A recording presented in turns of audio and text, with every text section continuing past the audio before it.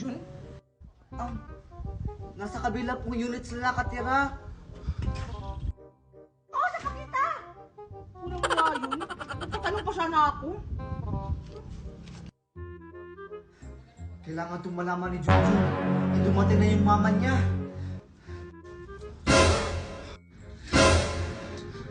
Makakagulat ka naman ni Scarlett. Bigla-bigla ka na lang sumusulpot. Bakit ka andito?